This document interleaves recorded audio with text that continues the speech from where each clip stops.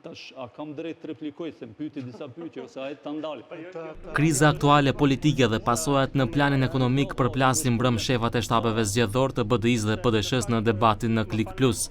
Sa i përket sanksioneve që mund të vinë nga bashkësia ndërkombëtare, analisti Ismet Ramadani tha se ka informacione se BE po përgatit listën e zezë me politikan dhe zyrtar të përfshirë në kriminalitet dhe korrupsion. Informacionet e mia flasin se dal nga dal, po sigurt ka filluar të bëhet lista e atyre të cilët i bëjnë obstruksion marrëveshjes të Shkupit, e atyre të cilët janë të inkriminuar dhe të korruptuar, dhe ajo që do ndodhe para do jetë në ato listat të ashtuara të zeza të BE-s, do të personalizohen, do të thonë do të ketë emra dhe mbiemra të atyre të cilët e pengojnë.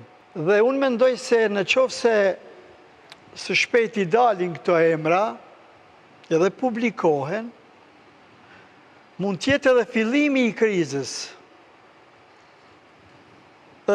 Fillimi i daljes nga kriza. Shefi i shtabit zgjedhor të PDSH-s Azem Sadiku tha se BDI si pjesë e pushtetit është shkaktare e krizës politike dhe kjo parti nuk ka realizuar nevojat që kanë shqiptarët. Cilin kapacitet ekonomik për jashtë e ki orientuar me një vendbanim shqiptar, me një komunë shqiptare, e dini se në komunat Maqedonin, Shtip, Radovish, Kamos, nuk ka asnjë të papunësuar, e dini.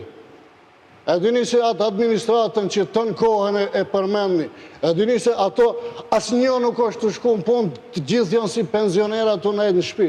E dini se jeni të e bo krim, me qatë fakt që ato marrin 80% rogës edhe rrinë të shtëpia, ju krimin i të bo ndaj shqiptarëve.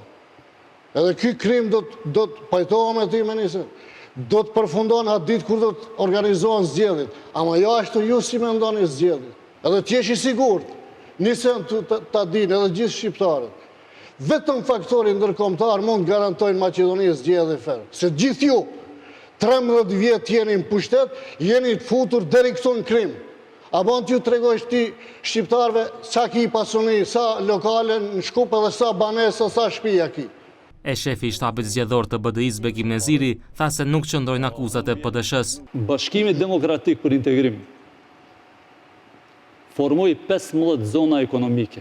Nga ato 15 zona ekonomike, 3 zona ekonomike, ose në përqindje 30% janë pjesën shqiptare. Ajo është zona ekonomike Tetovës, ajo është zona ekonomike Kërçovës, ajo është zona ekonomike e Strugës. E dyta, zgjedhjet kredibile. Partia Demokratike Shqiptare e dim si organizon. Kemi shembull vitin 2008, kur të kishim një të vram, edhe një të plagost.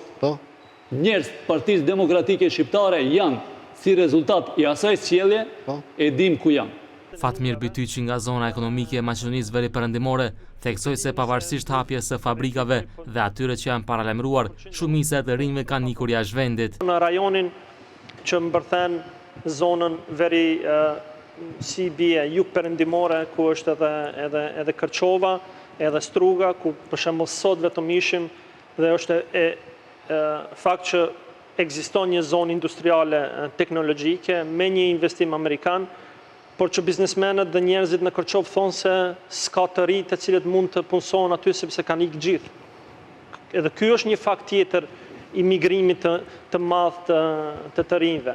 Sipas Bytyqit, në Maqedoni duhet të sigurohet stabilitet politik që të shmanget kriza e thellë ekonomike dhe sociale, ku më shumë do të pësonin qytetarët. U prolonguan për datën 5 qershor.